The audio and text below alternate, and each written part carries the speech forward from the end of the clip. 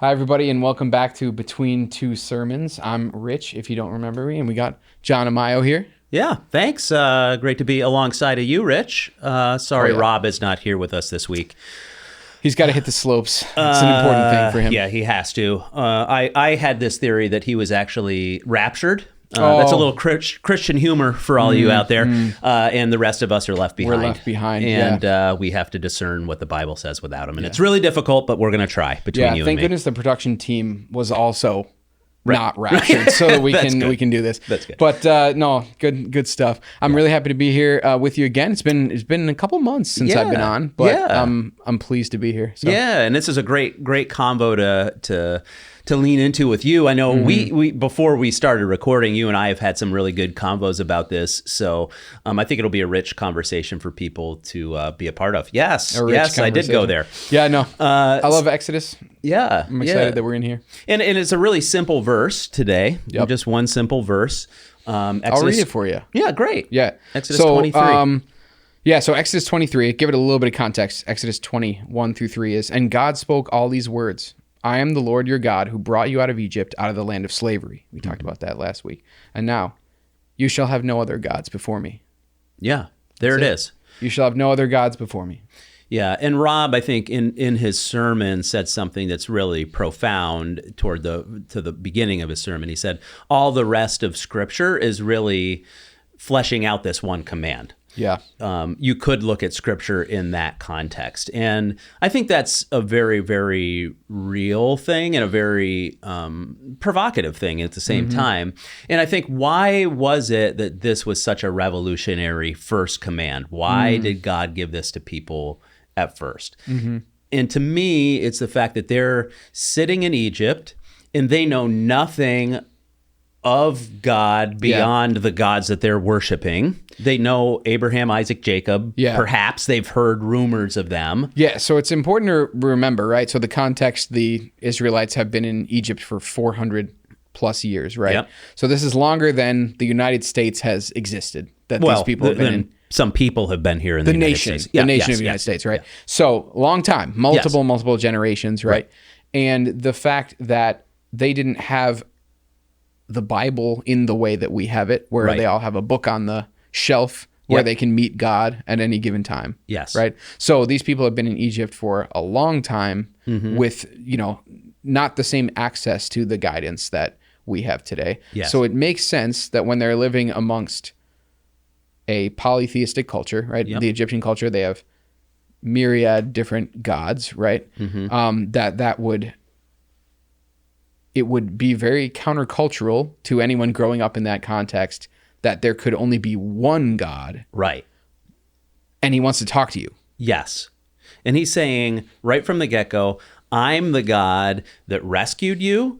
I'm the God that brought you out of Egypt. Right. And now I want to tell you about myself. And the first thing I want to tell you is that I'm the real God. And everything else is just a shadow of who compared to me. Compared to who I am. Now, it's interesting when you think about the Egyptian gods.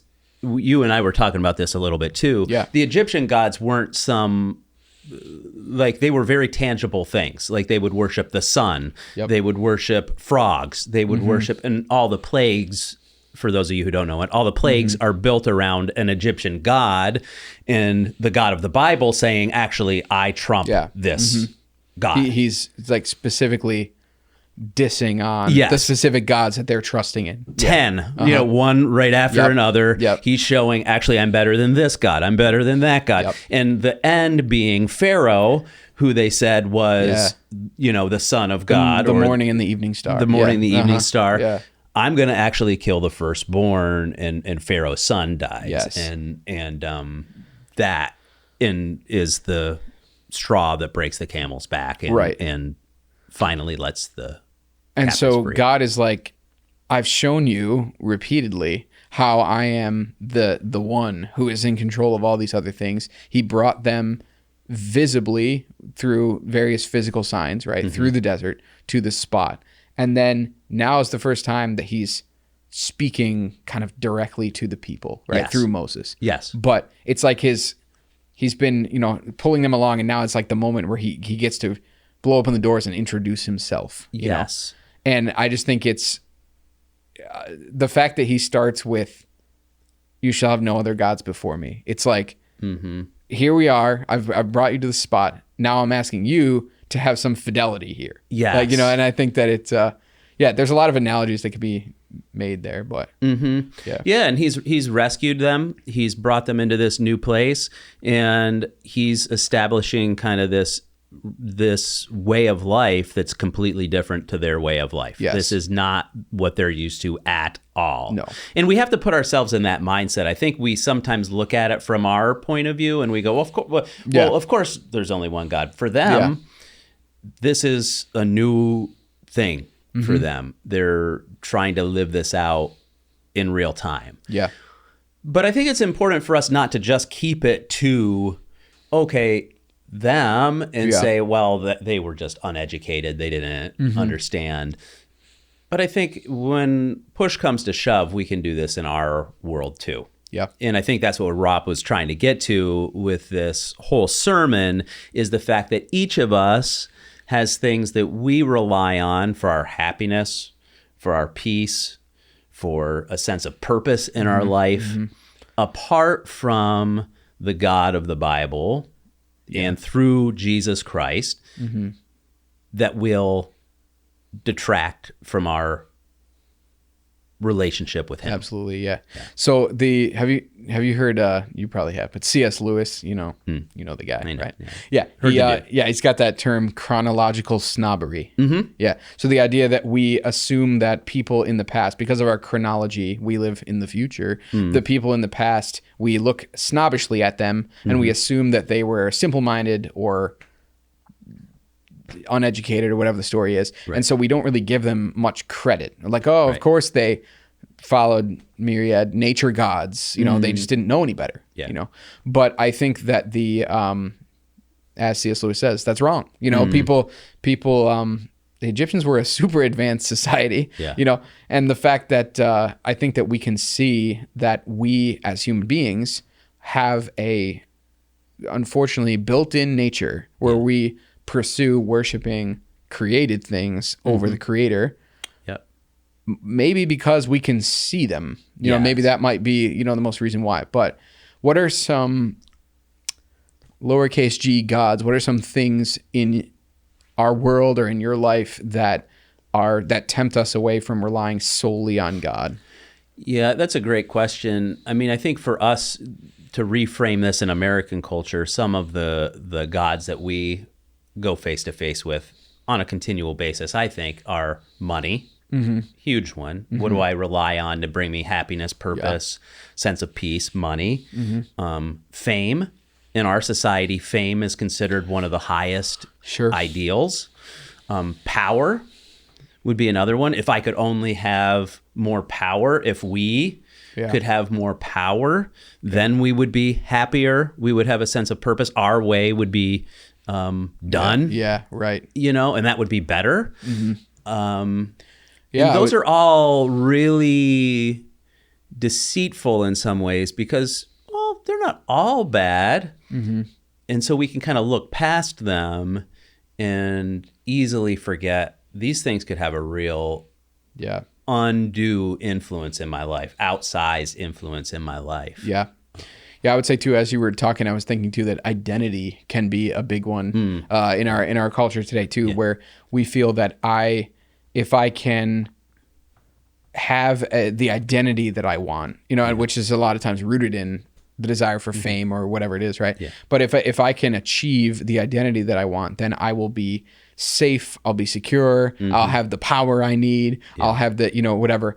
And the fact that God defines our identity, and always has, always will. And so that to me stands out as a way that we can take on a lowercase God of like, well, I got to make this identity for myself. It's my job to craft who I am in the world, and then I'll tack uppercase G God on top of that, Right. But where it's actually Him that has planned that out before you were even conceived, Yeah, that's a really good point. That's a really good point. Like, God is the definer of our identity and is our identity. If we decide to follow Jesus, he becomes our identity. Definitely.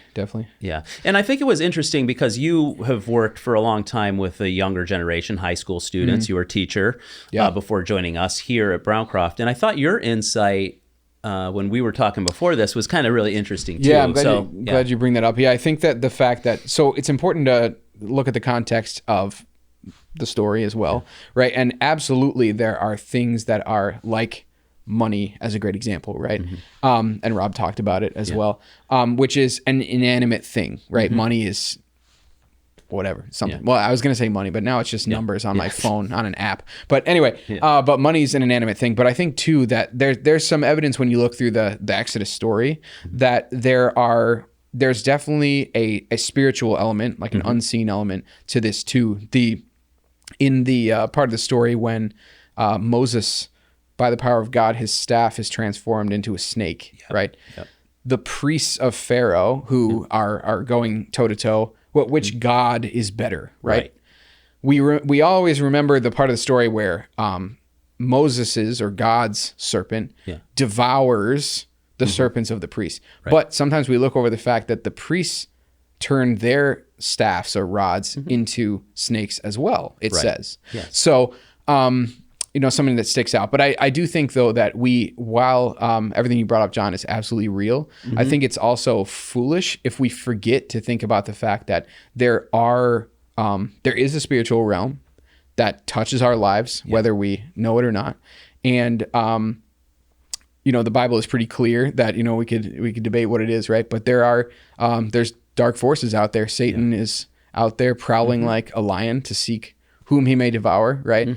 And I think that oftentimes I've had conversations with people where they have been attracted into various types of spiritualism.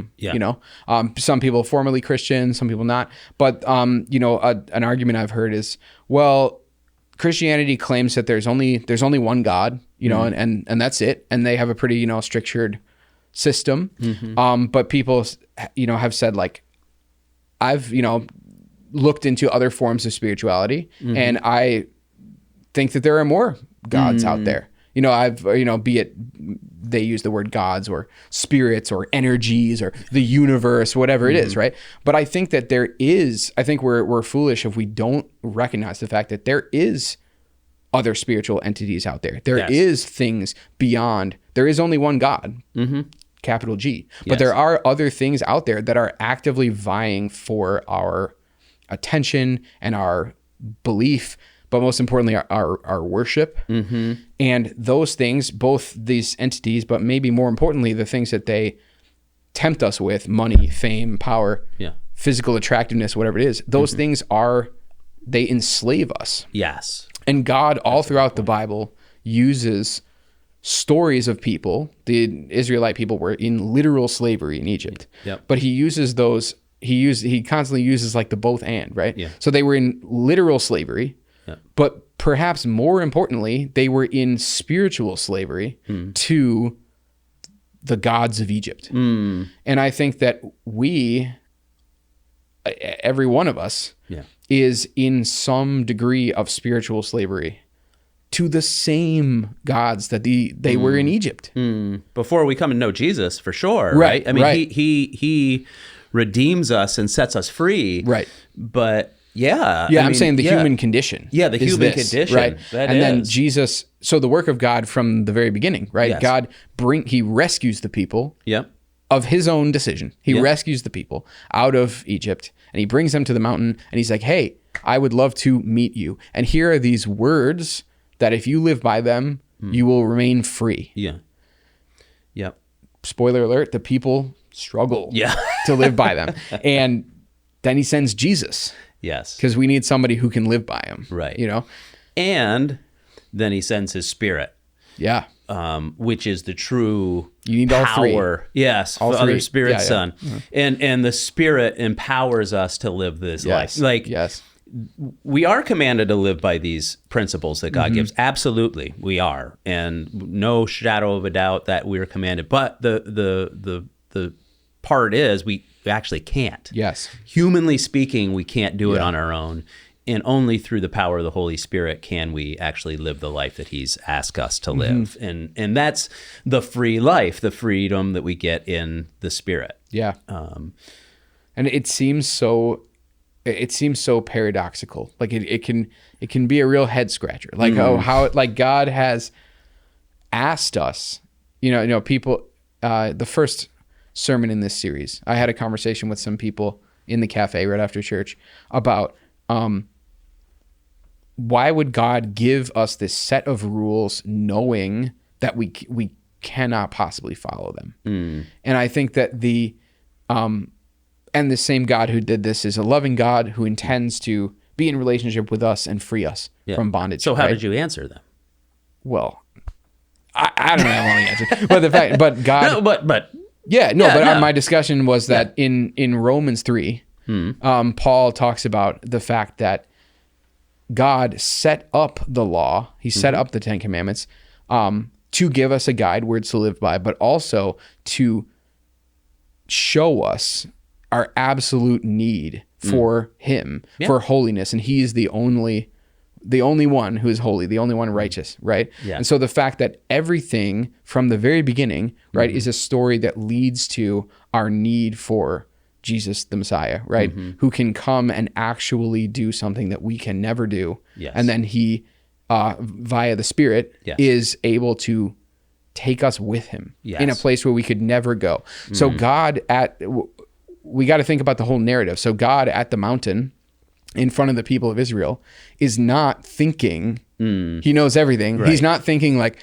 I'm going to lay down this law. Moses is going to take it down the mountain, and the people it's going to work this time. They're going to follow it. And like, it was always the plan, that we would need Jesus from the very beginning. And it's just so cool to feel that kinship with the people in the Exodus story. Yes. Well, it's not always cool because sometimes they make really stupid choices. Right. But so do we. Yeah. But I mean, sometimes growing up, I think many times I thought of, I grew up in the Prince of Egypt time, but I thought of the Exodus story as a historical story that is so far removed from me. It's a different people, they're not technically Christian, it's before Jesus, right? That was my thought. But the more that I read the Bible and the more the Spirit works in me, the more I love seeing the story of the family of God carried all the way through that, and how what they went through at that time in Egypt and here is actually so similar to what we are doing. The trappings are just different. Yeah, you're right. You're right. So,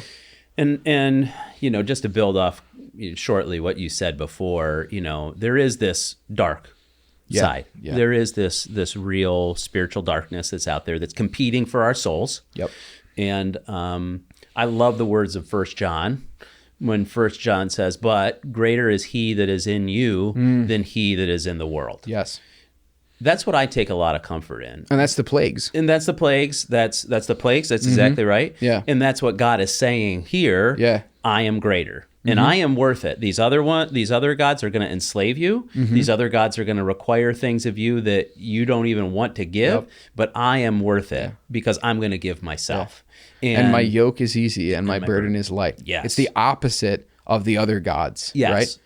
And again, not to rehash the same thing, but like you watching this, listening to this, you may encounter something else that can offer you something that seems fantastic, money, power, all these things, right? But it's not the real thing. It's not what will satisfy the soul. Yes. And it is not that burden, the easy burden, the light burden that Jesus offers of himself, which is what we were designed to take. Totally. Which is great. Yes, that's so good. Such a great point. So as you're thinking in your groups and discussing together, or, even by yourself, but I really hope you take an opportunity to do this within the context of your group, because I think it's very important to verbalize some of this stuff.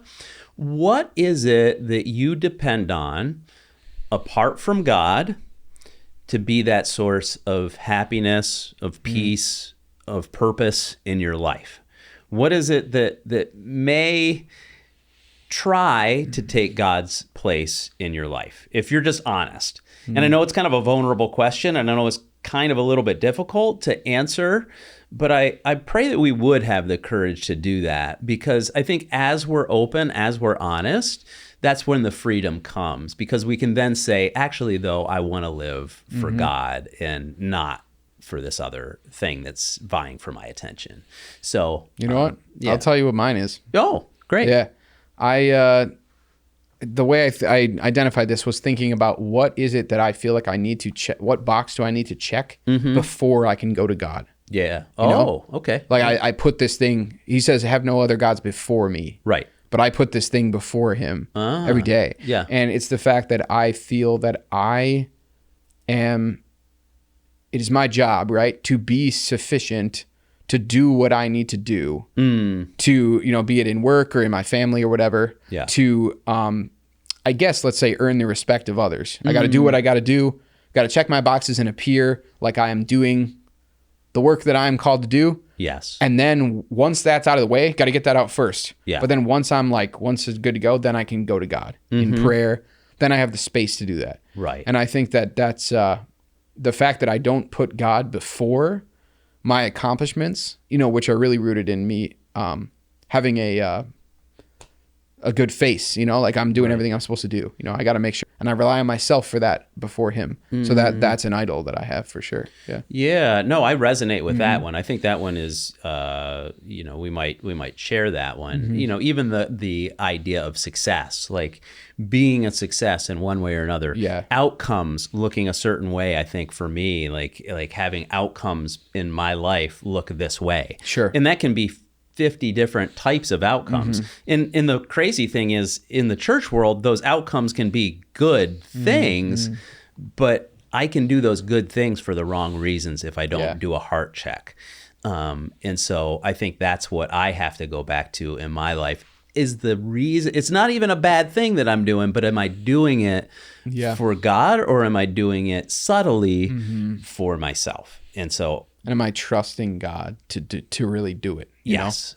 Right. Yeah. So it's All good. right. So that's Rich and I starting that convo for you all. Good model. Yeah. And hope that you will be able to carry that on in your own context as well. But thanks for joining us this week, and we'll see you back here next time on Between Two Sermons.